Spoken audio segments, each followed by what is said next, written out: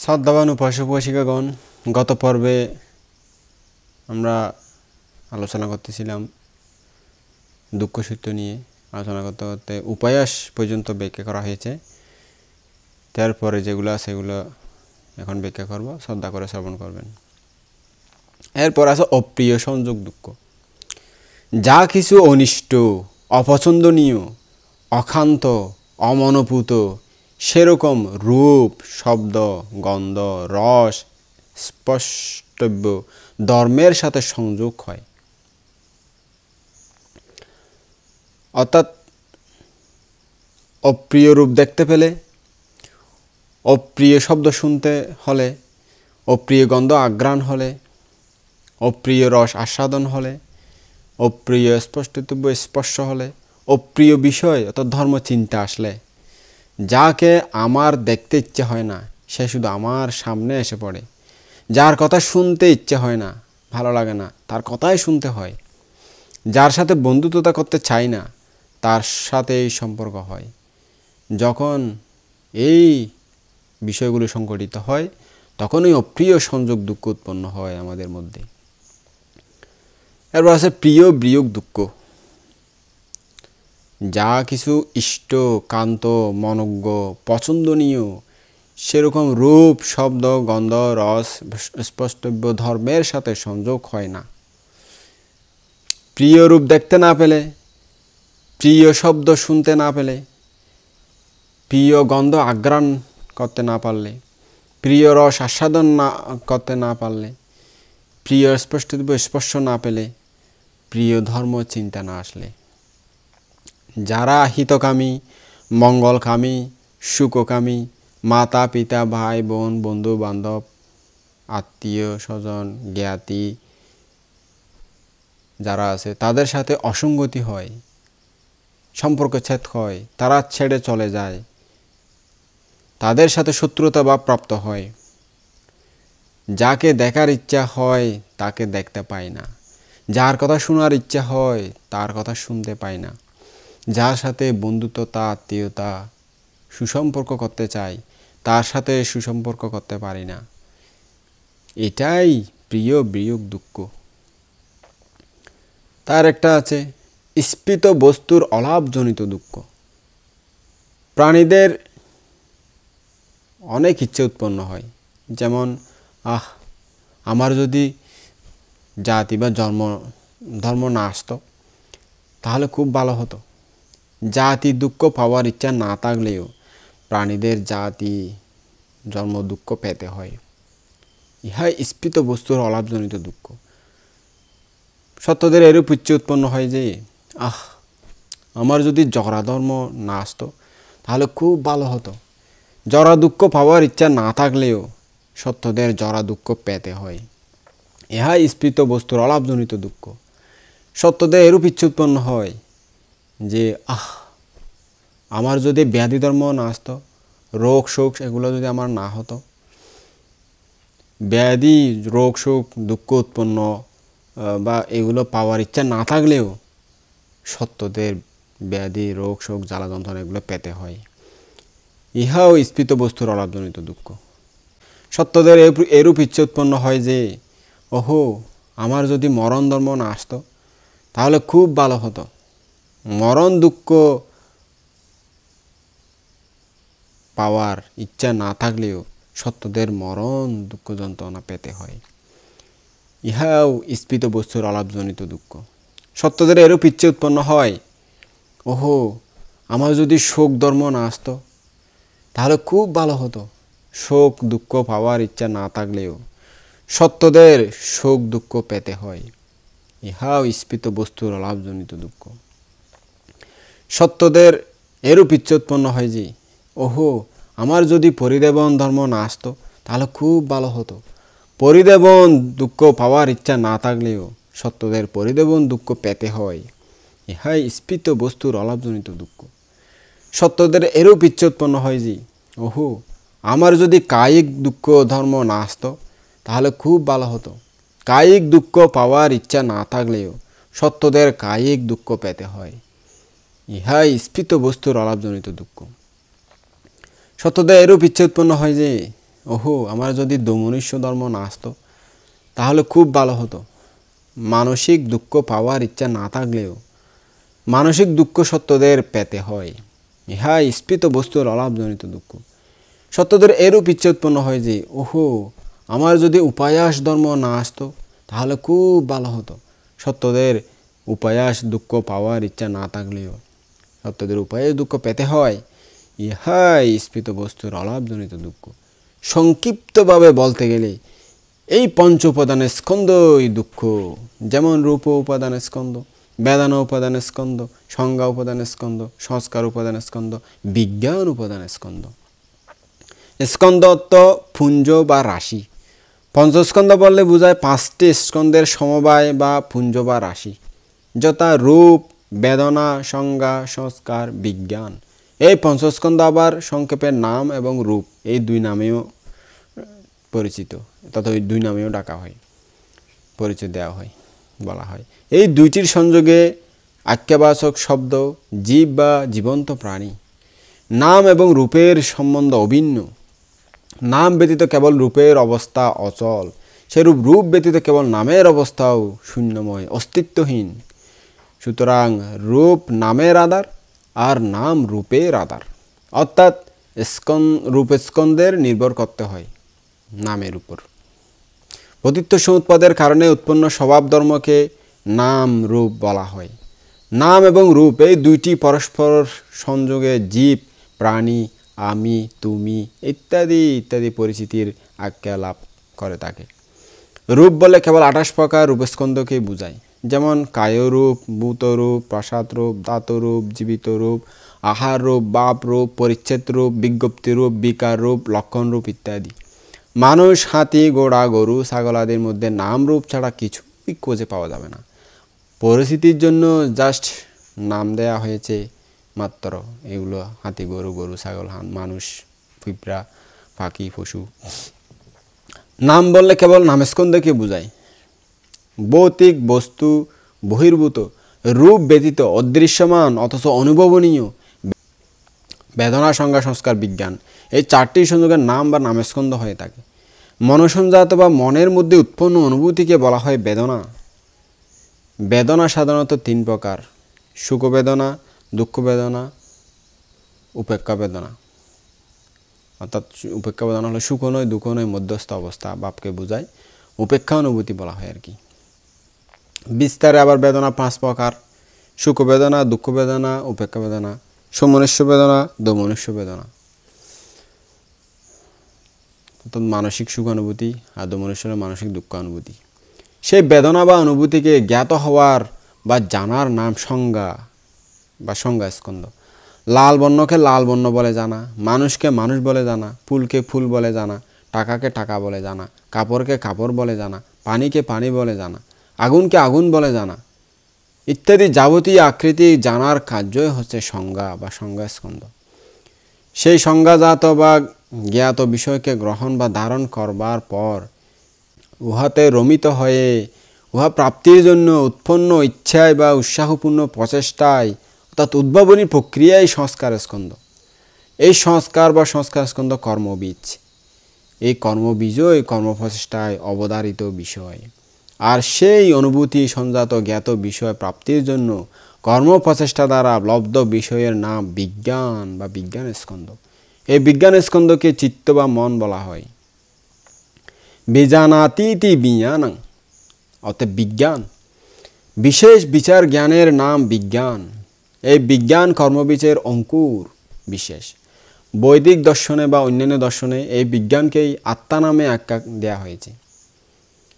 নাম বা নামস্কন্ধের মধ্যে বেদনা, সংজ্ঞা ও সংস্কার এই 3টি চৈতসিক বা চিত্তের চেতন স্বভাব।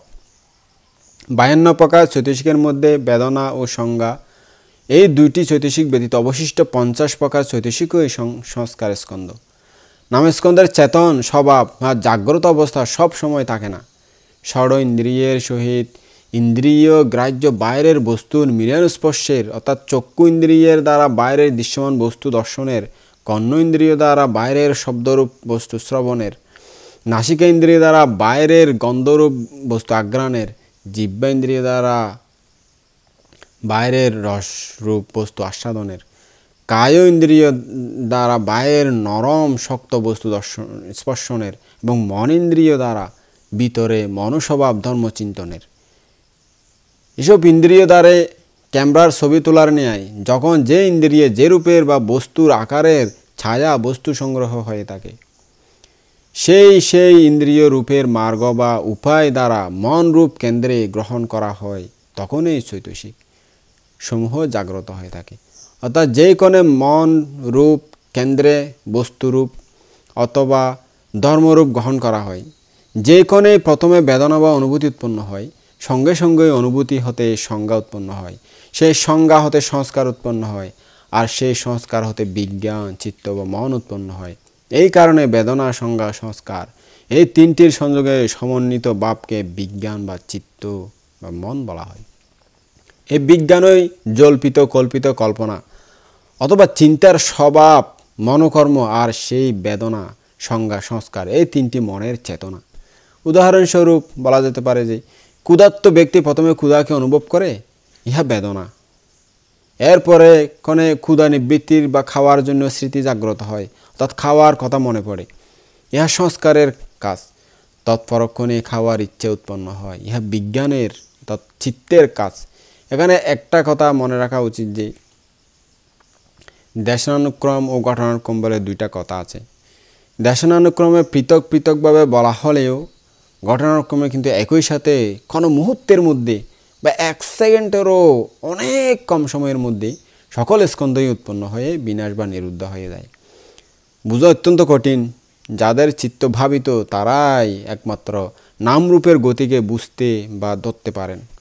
সংক্ষিপ্তভাবে বলতে গেলে পঞ্চস্কন্ধকেই দুঃখ সত্য বলা হয়।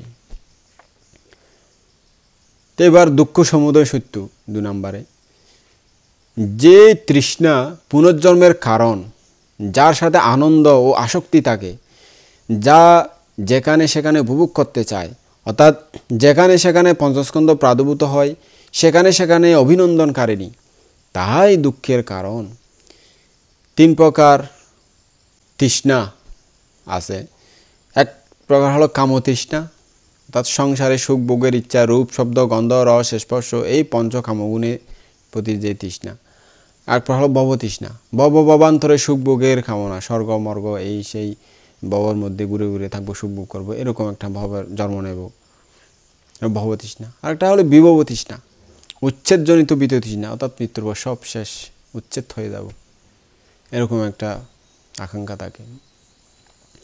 কোনো বস্তুতে অর্থাৎ চক্ষু শ্রোত্র ঘ্রাণ জিহ্বা কায় মন এই 6 বস্তুর মধ্যে কোনো বস্তুতে অর্থাৎ কোন আলম্বনে, রূপ শব্দ গন্ধ রস স্পর্শ ধর্ম এই 6 আলম্বনের মধ্যে কোন আলম্বনের মধ্যে সেই 3 প্রকার তৃষ্ণা উৎপন্ন হওয়ার কারণ থাকলে উৎপন্ন হয় এবং নিবিষ্ট হওয়ার কারণ থাকলে নিবিষ্ট হয়। এই জগতে এই পঞ্চস্কন্ধে এই শরীরে আর কি রূপ বেদনা সংজ্ঞা সংস্কার বিজ্ঞান এই পঞ্চস্কন্ধ নামক জগতে যাকে বলা হয়, যা প্রিয় রূপ এবং 7 রূপ, তাতেই তৃষ্ণা উৎপন্ন হওয়ার কারণ থাকলে তৃষ্ণা উৎপন্ন হয় এবং নিবিষ্ট হওয়ার কারণ থাকলে নিবিষ্ট হয়। এই পঞ্চস্কন্ধে যা কিছু প্রিয় রূপ এবং 7 রূপ, তাতেই তৃষ্ণা উৎপন্ন হওয়ার কারণ থাকলে উৎপন্ন হয় এবং নিবিষ্ট হওয়ার কারণ থাকলে নিবিষ্ট হয়। এই জগতে চক্ষু শ্রোত্র জিহ্বা কায় মনকে প্রিয় ও মনোজ্ঞ বলে জানা হয়। অর্থাৎ চক্ষু শ্রোত্র ঘ্রাণ জিহ্বা কায় ও মনকে অনিত্য দুঃখ অনাত্মা দৃষ্টিতে না জানে নিত্য সুখ আত্মা দৃষ্টিতে জানা হয়। এই জানাই উৎপন্ন হওয়ার তৃষ্ণা উৎপন্ন হয়ে থাকে এবং নিবিষ্ট হওয়ার তৃষ্ণা নিবিষ্ট হয়ে থাকে। এই পঞ্চস্কন্ধে রূপ শব্দ গন্ধ রস স্পর্শ ও ধর্মকে প্রিয় ও মনোজ্ঞ বলে জানা হয়। অর্থাৎ রূপ শব্দ গন্ধ রস স্পর্শ ও ধর্মকে অনিত্য দুঃখ অনাত্ম দৃষ্টিতে না জানে নিত্য সুখ আত্মদৃষ্টিতে জানা হয়। এই জানাই উৎপন্ন হওয়ার তৃষ্ণা উৎপন্ন হয়ে থাকে এবং নিবিষ্ট হওয়ার তৃষ্ণা নিবিষ্ট হয়ে থাকে। এই জগতে অর্থাৎ এই পঞ্চস্কন্ধে রূপ শব্দ গন্ধ রস স্পর্শ ও ধর্মকে প্রিয় ও মনোজ্ঞ বলে জানা হয়। অর্থাৎ রূপ শব্দ গন্ধ রস স্পর্শ ও ধর্মকে অনিত্য দুঃখ অনাত্ম দৃষ্টিতে না জানে নিত্য সুখ আত্মা দৃষ্টিতে জানা হয়। এই জানায় উৎপন্ন হওয়ার তৃষ্ণা উৎপন্ন হয়ে থাকে এবং নিবিষ্ট হওয়ার তৃষ্ণা নিবিষ্ট হয়ে থাকে। এই পঞ্চস্কন্ধে চক্ষু বিজ্ঞান, শ্রোত বিজ্ঞান, ঘ্রাণ বিজ্ঞান, জিহ্বা বিজ্ঞান, কায় বিজ্ঞান ও মনোবিজ্ঞানকে প্রিয় ও মনজ্ঞ বলে জানা হয়। অর্থাৎ চক্ষু বিজ্ঞান, শ্রোত বিজ্ঞান, ঘ্রাণ বিজ্ঞান, জিহ্বা বিজ্ঞান, কায় বিজ্ঞান ও মনোবিজ্ঞানকে অনিত্য দুঃখ অনাত্মা দৃষ্টিতে না জানে নিত্য সুখ আত্মা দৃষ্টিতে জানা হয়। এই জানায় উৎপন্ন হওয়ার তৃষ্ণা উৎপন্ন হয়ে থাকে এবং নিবিষ্ট হওয়ার তৃষ্ণা নিবিষ্ট হয়ে থাকে। এই পঞ্চস্কন্ধে চক্ষু সংস্পর্শ, শ্রোত্র সংস্পর্শ, ঘ্রাণ সংস্পর্শ, জিহ্বা সংস্পর্শ, কায় সংস্পর্শ, মন সংস্পর্শকে প্রিয় ও মনজ্ঞ বলে জানা হয়। অনিত্যভাবে না জানে নিত্যভাবে জানা হয় আর কি। এই জানাই উৎপন্ন হওয়ার তৃষ্ণা উৎপন্ন হয়ে থাকে এবং নিবিষ্ট হওয়ার তৃষ্ণা নিবিষ্ট হয়ে থাকে। এই পঞ্চস্কন্ধে চক্ষু সংস্পর্শজ বেদনা, শ্রোত্র সংস্পর্শজ বেদনা, ঘ্রাণ সংস্পর্শজ বেদনা, জিহ্বা সংস্পর্শজ বেদনা, কায় সংস্পর্শজ বেদনা ও মন সংস্পর্শজ বেদনাকে প্রিয় ও মনজ্ঞ বলে জানা হয়। অর্থাৎ সেগুলোকে অনিত্য দুঃখ অনাত্ম দৃষ্টিতে জানা যায়, নিত্য সুখ আত্মদৃষ্টিতে জানা হয়। এই জানাই উৎপন্ন হওয়ার তৃষ্ণা উৎপন্ন হয়ে থাকে এবং নিবিষ্ট হওয়ার তৃষ্ণা নিবিষ্ট হয়ে থাকে। এই জগতে রূপ শব্দ গন্ধ রস স্পর্শ ধর্ম সংজ্ঞাকে প্রিয় ও মনজ্ঞ বলে জানা হয়। এই জানায় উৎপন্ন হওয়ার তৃষ্ণা উৎপন্ন হয়ে থাকে এবং নিবিষ্ট হওয়ার তৃষ্ণা নিবিষ্ট হয়ে থাকে। এই জগতে রূপ সঞ্চেতনা, শব্দ সঞ্চেতনা, গন্ধ সঞ্চেতনা, রস সঞ্চেতনা, স্পর্শ সঞ্চেতনা ও ধর্ম সঞ্চেতনাকে প্রিয় ও মনজ্ঞ বলে জানা হয়। সেগুলোকে নিত্য দৃষ্টিতে না জানে নিত্য সুখ আত্মদৃষ্টিতে জানা হয় আর কি। এই জানাই উৎপন্ন হওয়ার তৃষ্ণা উৎপন্ন হয়ে থাকে এবং নিবিষ্ট হওয়ার তৃষ্ণা নিবিষ্ট হয়ে থাকে। এই পঞ্চস্কন্ধে রূপ বিতর্ক, শব্দ বিতর্ক, গন্ধ বিতর্ক, রস বিতর্ক, স্পর্শ বিতর্ক, ধর্ম বিতর্ককে প্রিয় ও মনজ্ঞ বলে জানা হয়। অর্থাৎ সেগুলোকে অনিত্য দুঃখ অনাত্ম দৃষ্টিতে না জানে নিত্য সুখ আত্মদৃষ্টিতে জানা হয়। এই জানায় উৎপন্ন হওয়ার তৃষ্ণা উৎপন্ন হয়ে থাকে এবং নিবিষ্ট হওয়ার তৃষ্ণা নিবিষ্ট হয়ে থাকে। এই পঞ্চস্কন্ধে রূপ বিচার, শব্দ বিচার, গন্ধ বিচার, রস বিচার, স্পর্শ বিচার, ধর্ম বিচারকে প্রিয় ও মনজ্ঞ বলে জানা হয়। অর্থাৎ অনিত্য দুঃখ অনাত্ম দৃষ্টিতে না জানে নিত্য সুখ আত্মদৃষ্টিতে জানা হয়। এই জানায় উৎপন্ন হওয়ার তৃষ্ণা উৎপন্ন হয়ে থাকে এবং নিবিষ্ট হওয়ার তৃষ্ণা নিবিষ্ট হয়ে থাকে। এই সবই দুঃখ সমুদয় আর্য সত্য নামে অভিহিত। সংক্ষেপে বলতে গেলে পঞ্চস্কন্ধের আসক্তিকেই দুঃখ সমুদয় আর্য সত্য বলা হয়। তো 3 নম্বর আছে দুঃখ নিরোধ আর্য সত্য, যা সেই অর্থাৎ কাম ভব বিভব এই 3 প্রকার তৃষ্ণার অশেষ বিরাগ নিরোধ, ত্যাগ নিবৃত্তি, মুক্তি, আলয়হীনতা, বিসর্জনতা, তৃষ্ণা হতে মুক্তি ও তৎপ্রতি অনাসক্তি দুঃখ নিরোধ আর্য সত্য।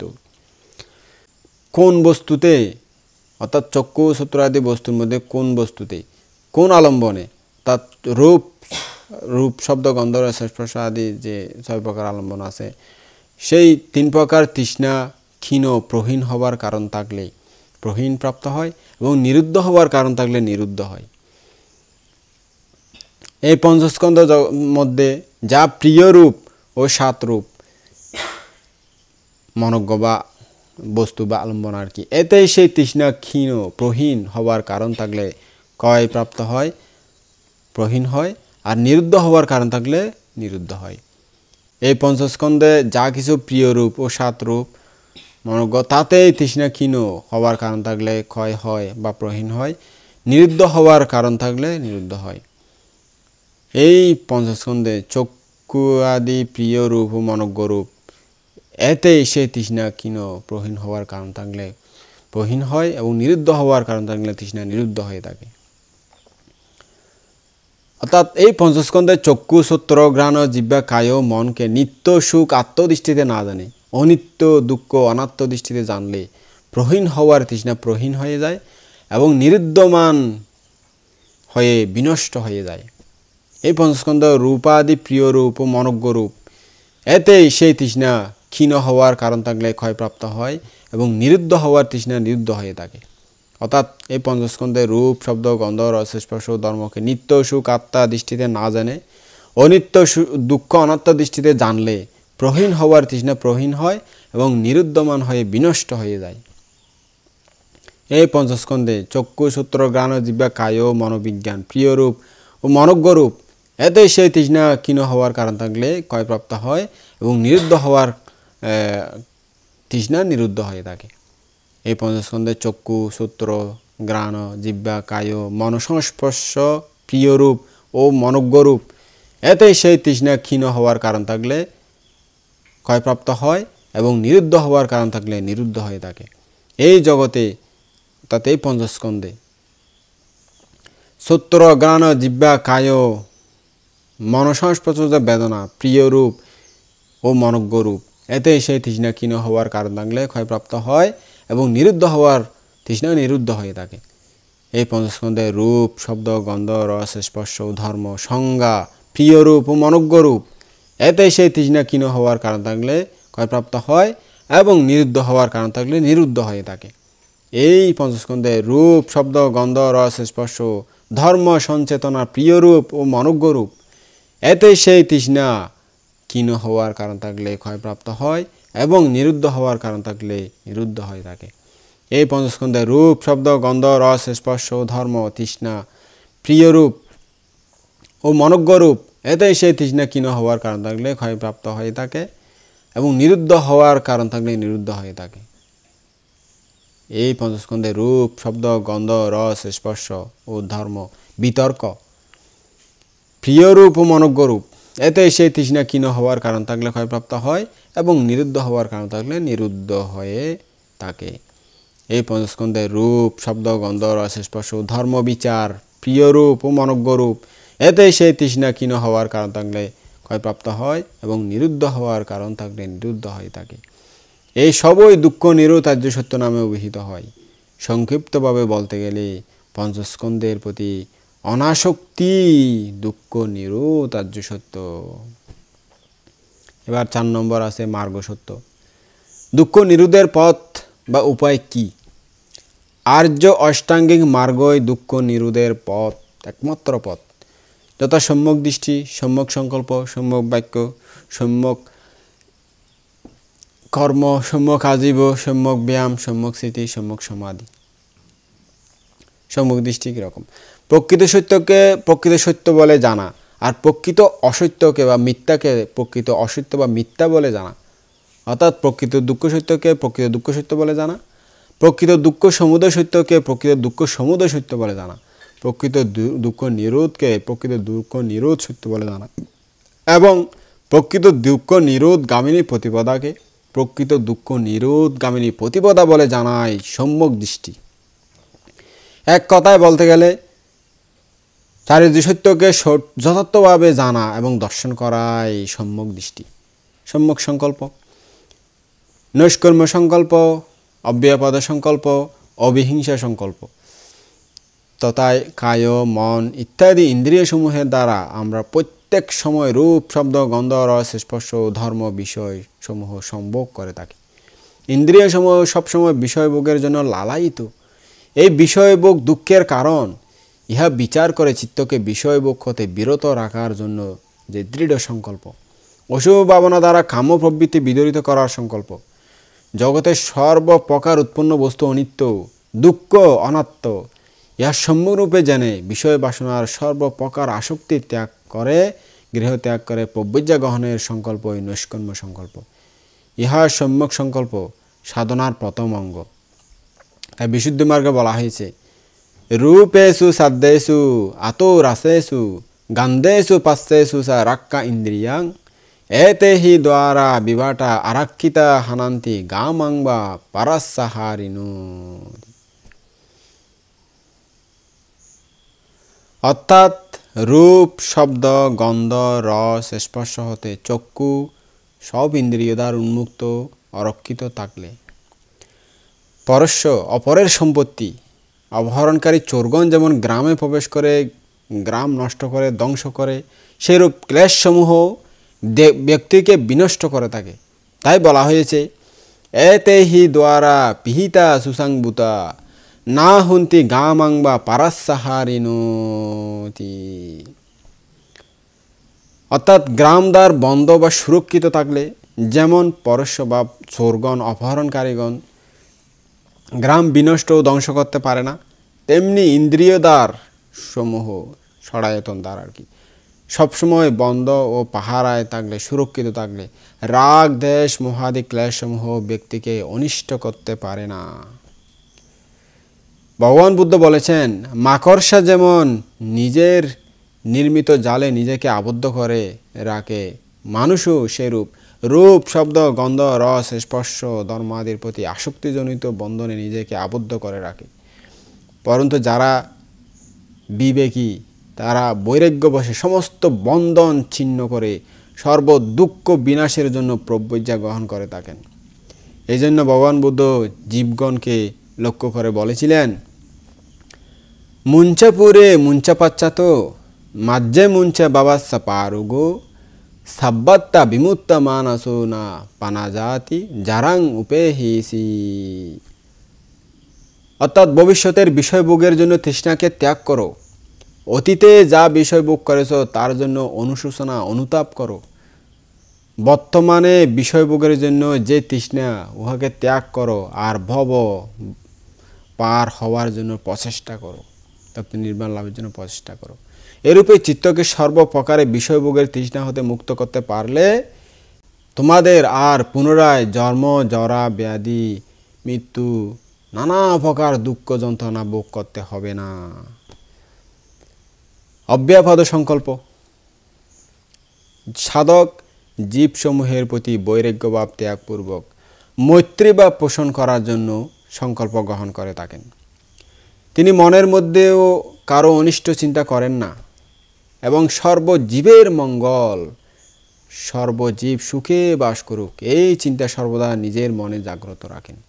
এই প্রকার সংকল্পকে অব্যয়বত সংকল্প বলা হয়। ইহা সম্যক সংকল্প সাধনার দ্বিতীয় অঙ্গ। মনে রাখবেন উপাসক বৈশিক আপনারা, বোধিসত্ত্বগণ এই আদর্শের প্রেরণায় এরূপ সংকল্প গ্রহণ করে থাকেন। শিক্ষা সমুচ্চয় নামক একটা গ্রন্থে বলা হয়েছে, পারান্ত কোটি স্বামী সত্তা শেখা সাকারনাথ। অর্থাৎ একটি প্রাণীর হিতের জন্য আমি সৃষ্টির শেষ দিন পর্যন্ত সংসারে থাকব। অর্থাৎ একটি প্রাণীর উপকার করতে পারলেও তার মঙ্গল হয়, এটা মহাযানী গ্রন্থের কথা তাদের দৃষ্টিতে আর কি। সুতরাং এই অব্যয়পদ সংকল্পের গভীর প্রেরণার হেতুই অতি তীব্র যন্ত্রণাও বোধিসত্ত্বগণকে দুঃখ দিতে সমর্থ নয়। জীবগণের কল্যাণের জন্য বারবার নরকে বাস করতে হলেও তাদের বিন্দুমাত্র কষ্ট হয় না। তাই বলা হয়েছে, নাখালু জিনাসুতানাং বাদাকাং দুঃখামুপাগামা নারাকাং ভাবানাবাসেরা সাত্তা হেতু কাতাঞ্চিতা। অর্থাৎ উক্ত আদর্শে উদ্বুদ্ধ হয়েই বোধিসত্ত্বগণ এই প্রকার প্রতিজ্ঞ দৃঢ় সংকল্প গ্রহণ করে থাকেন। অনন্ত আকাশে যত জীব লোক আছে, সেই সমস্ত জীব লোকে যত প্রাণী বা সত্ত্ব আছে, যতদিন পর্যন্ত সেই সব জীব মুক্তি লাভ করতে সমর্থ হয় না, ততদিন পর্যন্ত আমি এইভাবে সেই সকলের সেবায় রত থাকব। অবিহিংসা অব্যয়পদ সংকল্পের দ্বারা ভগবান বুদ্ধ শ্রেষ্ঠ যোগী হওয়ার পথ দেখিয়েছেন।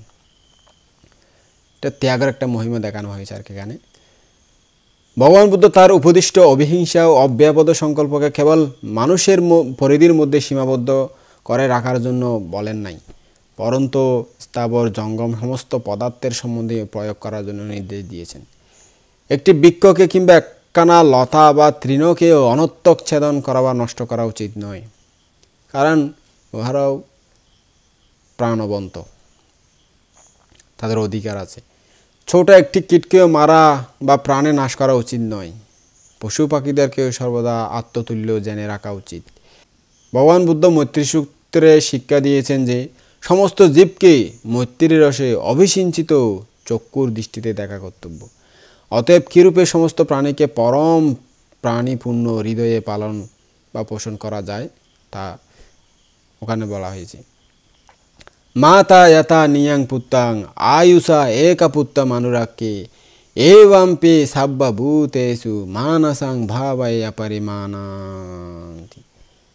অর্থাৎ মা যেমন নিজের একমাত্র পুত্রকে নিজের জীবন দিয়ে রক্ষা করেন, সেরূপ সমস্ত প্রাণীর প্রতি অপ্রমেয় বা অপরিমিত মৈত্রী ও প্রীতিভাব দিয়ে রক্ষা করো। আবার ওখানে বলা হয়েছে মেত্তাঞ্জা সাব্বা লোকাস্মিং মানসাং ভাবায়া পরিমানাং উদ্দাং আদৌসা তিরিয়াংসা আসাম বাদাং আবেরামাসাপাত্তাংতি। অর্থাৎ ঊর্ধ্বে অদে দিকসমূহে সমস্ত জীবজগতের প্রাণীগণ বাধাহীন হোক, শত্রুহীন হোক, হিংসাহীন, বিরোধহীন হোক বলে মনে অপরিমিত মৈত্রী চিন্তা করো, অর্থাৎ মৈত্রীভাব পোষণ করো। ভগবান বুদ্ধ তার শিষ্যগণকে উক্ত মৈত্রীভাব পোষণ করা সম্বন্ধে কার্যত কিরূপে শিক্ষা দিয়েছেন তার একটা ঘটনা আমাদেরকে বলি। একসময় সর্পদর্শনে বিহারের এক ভিক্ষুর মৃত্যু হয়েছিল। অন্যান্য ভিক্ষুরা ভগবানের নিকট ইহা জানিয়ে ভগবানকে এর কারণ কি জিজ্ঞেস করলেন। এর উত্তরে ভগবান বললেন, হে ভিক্ষুগণ, সেই ভিক্ষু সাপের প্রতি মনে মনে হিংসাভাব পোষণ করত। সাপের প্রতি তার মৈত্রীভাব প্রতিষ্ঠিত হয়নি, এই কারণে তাকে সাপ দংশন করেছে। আহিংসা পাতিচ্ছায়া তৎসন্নিধ্য চিত্তের মধ্যে অহিংসাবৃত্তি প্রকৃতভাবে প্রতিষ্ঠিত হলে সেই যুগীর প্রতি হিংস্র জন্তুর হিংসাবৃত্তি থাকে না। নিজের চিত্তের মধ্যে হিংসাবৃত্তি থাকলে অপরের চিত্তে হিংসাবৃত্তির জাগরণ হয়। নিজ মন থেকে সর্বপ্রকারে হিংসাবৃত্তি বিদরিত করতে পারলে অন্য জীবও তাকে হিংসা করে না। অবিহিংসা সংকল্প, ইহা সর্বজীবে মৈত্রী বিশেষ। কোনো প্রকার জীবকে বধ হত্যা করব না, পরন্তু সর্বপ্রকার জীবকে হত্যাকারী হতে হত্যা যে করবে তা থেকে সে বিপদ থেকে রক্ষা করব। প্রয়োজনে সেই উদ্দেশ্যে সাধনের জন্য সর্বপ্রকার ত্যাগ ক্ষতি স্বীকার করে নেব। এরূপ সংকল্পই অবিহিংসা সংকল্প। ইহা সম্যক সংকল্প, সাধনার তৃতীয় অঙ্গ, মনে রাখবেন। ভগবান বুদ্ধ তথাগত এই সম্পর্কে উপদেশ দিয়েছেন, সাব্বে দাসান্তি দান্ডাসা সাব্বে সাং জীবিতাং পিয়াং আত্মানাং উপমাং কাত্বা নাহানেইয়া নাঘাতায়েতি। অর্থাৎ তুমি যেমন দণ্ডকে ভয় করো, তেমন সকলেই দণ্ডকে ভয় করে। তোমার প্রাণ তোমার পক্ষে যেমন প্রিয়, তেমন সকলের প্রাণ সকলের জন্য প্রিয়। সুতরাং ইহাকে নিজের সমান জেনে কাকেও বধ করবে না বা হত্যা করবে না বা আঘাত করবে না। তাই বলা হয়েছে ইয়াতাহাং তাতায়েতে ইয়াতায়েতে তাতাহাং আত্মানাং উপমাং কাত্বা নাহানেইয়া নাগাতায়েতি। অর্থাৎ আমি যেমন অন্য জীবও সেরূপ, অন্য জীব যেমন আমিও সেরূপ। সুতরাং নিজের সমান জেনে কোনো প্রাণীকে বধ করবে না বা হত্যা করবে না, এমনকি আঘাতও করবে না, ভয়ও দেখাবে না। এই সংক্ষেপে বললে সম্যক দৃষ্টি দ্বারা চতুরার্য সত্যকে যথার্থভাবে দেখার পর ফলাফল জানানোই সম্যক সংকল্প। এবার সম্যক বাক্য 4 প্রকার কর্মসংযমকে বোঝায়। সম্যক বাক্য যথা মিথ্যা বাক্যে বিরতি, অর্থাৎ মিথ্যা, অসত্য, বিপল, বিতা, অনর্থক কথা, আলাপ আলোচনা হতে সম্পূর্ণ বিরত থাকা। পিছন বাক্যে বিরতি, অর্থাৎ পরোক্ষে একজনের বিরুদ্ধে অপরজনকে কুপরামর্শ দেওয়া, বেদবাক্য বলা, বিদ্বেষপূর্ণ কথা বলা, অনর্থক কথা উত্থাপন করে বিবাদ লাগিয়ে দেয়া ইত্যাদি কথাকে পিছুন বা পিউনদারি কথা বলা হয়। তাদৃশ কথোপকথন হতে বিরত থাকা। কটু বাক্য বা কর্কশ কথায় বিরতি, অর্থাৎ দেশ চিত্তে কটু, কর্কশ, অমিষ্ট আচার কথা বলা হতে বিরত থাকব। সম্প্রলাপ বাক্য, ব্যর্থ কথা, নিরর্থক কথা, যে কথার কোনো ফল নাই, কোনো কারণ নাই, অর্থাৎ আজে বাজে কথা, যে কথার কোনো কিছু লাভ নাই, যে কথা দ্বারা নিজেরও উপকার হয় না এবং অপরেরও উপকার হবে না, সেরকম কথা বলা থেকে বিরত থাকা। সম্যক কর্ম, যথার্থ কর্ম বলে 3 প্রকার কায়কর্ম সংযমকে বোঝায়। প্রাণী হত্যা থেকে বিরতি, তার ছোট বড় মাঝারি যে কোনো প্রকারের প্রাণীকে হিংসা করা বা হত্যা করা বা আঘাত করা থেকে বিরত থাকা। আবার এই শিলের 5টি অঙ্গ আছে। আমি নিজে হত্যা করব না, হত্যা করার জন্য আমি কাকেও আদেশ দিব না, হত্যা করার জন্য কাকে উৎসাহিত করব না, হত্যা করার জন্য আমি কাকে সাহায্য করব না, আমি হত্যার কারণও হব না। উক্ত 5 প্রকার অঙ্গ থেকেও বিরত থাকতে চেষ্টা করব। চুরি কর্ম থেকে বিরতি আরেকটা, অর্থাৎ যা দেওয়া হয় নাই, অদত্ত বস্তু গ্রহণ বা চুরি কর্ম থেকে সম্পূর্ণ বিরত থাকা। দ্বিতীয়ত পরস্ত্রী বা পরপুরুষ গমনাদি ব্যভিচার থেকে বিরতি। নানানভাবে অনৈতিক সামাজিক নিয়মের বাইরে কামনা বাসনা, শারীরিক ফিজিক্যাল সম্পর্ক, বিভিন্ন যৌন সম্পর্কে অনৈতিক কাজে লিপ্ত হওয়া আর কি। মিথ্যা আচার, অশ্লীল কার্য, নিন্দনীয় কাজ, কামনা বাসনা যে নিয়ম আছে তার বাইরে অতিরিক্তভাবে যারা ভোগ সুখে রমিত হতে চায় তাদের সেই আচরণ থেকে বিরত থাকা। সম্যক আজীব, যথার্থ বা সৎ জীবিকা বলে প্রাণী বাণিজ্য, জীবিত প্রাণীর মাংস, বিষ, অস্ত্র, মদ এবং যে কোনো অসৎ উপায়ে অর্জিত অর্থ দ্বারা জীবিকা নির্বাহ ব্যতীত সৎ উপায়ে অর্জিত অর্থের দ্বারা জীবিকা নির্বাহ করা। সম্যক ব্যায়াম, সম্যক ব্যায়াম বা যথার্থ প্রচেষ্টা বললে 4 প্রকার সম্যক প্রদানে উৎসাহ রাখাকে বোঝায়। যথা 1 নম্বর অনুৎপন্ন অকুশল উৎপন্ন না করার প্রচেষ্টা, 2 নম্বর উৎপন্ন অকুশলকে ধ্বংস করার প্রচেষ্টা, 3 নম্বর অনুৎপন্ন কুশল উৎপন্ন করার প্রচেষ্টা, বা 4 নম্বর উৎপন্ন কুশলকে বৃদ্ধি করার প্রচেষ্টা। সম্যক স্মৃতি, সম্যক স্মৃতি বা যথার্থ স্মৃতি বললে বোঝায় যে সমস্ত প্রাণীর চিত্ত কামাদি দ্বারা ক্লিষ্ট তাদের বিশুদ্ধির জন্য, শোক বিলাপ অতিক্রম করার জন্য, কায়িক দুঃখ, মানসিক দোমনস্য ভাব, মানসিক নিরানন্দতা, অশান্তি ভাব নিবারণ করার জন্য, অষ্টাঙ্গিক মার্গ হৃদয়ঙ্গম করার জন্য এবং নির্বাণ প্রত্যক্ষ করার জন্য কায় বেদনা চিত্ত ধর্ম বিষয়ের অর্থাৎ স্মৃতি প্রস্থানে একাগ্রতার সহিত স্মৃতি রক্ষা করা। স্মৃতি প্রস্থান সূত্রে বা স্মৃতি সাটিপাট্টান সূত্রের অনুসারে সম্যক স্মৃতি 4 প্রকার বলা হয়েছে, ওখানে ব্যাখ্যা করা হয়েছে। 1 কায়ে কায়ানুপাস্যি বিহারাতি, 2 বেদনায় বেদনানুপাস্যি বিহারাতি, 3 চিত্তে চিত্তানুপাস্যি বিহারাতি, 4 ধাম্মে ধাম্মানুপাস্যি বিহারাতি। 1 নম্বর কায়ে কায়ানুপাস্যি বিহারাতি কীরকম, অর্থাৎ কায়ে কায়ানুদস্য হয়ে অবস্থান করা। এই কায় যখন যেইভাবে বিন্যস্ত হয় তখন সেই ভাব বিন্যাসের প্রতি স্মৃতিকে জাগরিত করে রাখা। যেমন গমন, উপবেশন, শয়ন, দাঁড়ান, এমনকি দেহের প্রত্যেক অঙ্গ প্রত্যঙ্গ সঞ্চালনে, আলোকনে বিলোকনে, সংকোচনে প্রসারণে, অভিগমনে প্রত্যাগমনে, পুরো চালনে পশ্চাৎ চালনে, পাত্র শিব ধারণে, ভোজনে পানে খাদনে, আস্বাদনে, মল মূত্র ত্যাগে, জাগরণে বাসনে, তুষ্ণীভাবে দেহের প্রতি প্রবল উৎসাহের সহিত স্বজ্ঞান বা স্মৃতিমান থেকে গভীর মনোনিবেশ সহকারে দর্শনকে কায়িক দর্শন বোঝায়। বেদনায় বেদনানুদর্শন কীরকম, বেদনায় বেদনানুপাস্যি বিহারাতি যেটা বলা হয়েছে, অনুভূতিকে অনুভূতির অনুরূপ দর্শন করতে করতে অবস্থান করা। সুখ বেদনা, দুঃখ বেদনা, উপেক্ষা বেদনা, এই বেদনা সমূহ পঞ্চক কামযুক্ত হোক অথবা পঞ্চক কামগুণ বিরহিত হোক, যখন যেরূপ বেদনা অনুভূত হয় যাবতীয় বেদনার প্রতি প্রবল উৎসাহের সহিত সচেতন ও স্মৃতিমান থেকে চিত্তের একাগ্রতাপূর্ণ লক্ষ্যই বেদনানুদর্শন। চক্রাদিন্দ্রিয় ও রূপাদি বিষয়বস্তুর সংযোগ হেতু স্পর্শ জন্মে, স্পর্শ হতে বেদনার উৎপত্তি হয়। সুখ বেদনার সময় লোভ, দুঃখ বেদনার সময় দ্বেষ ও উপেক্ষা বেদনার সময় মোহ উৎপন্ন হয়। এই বেদনা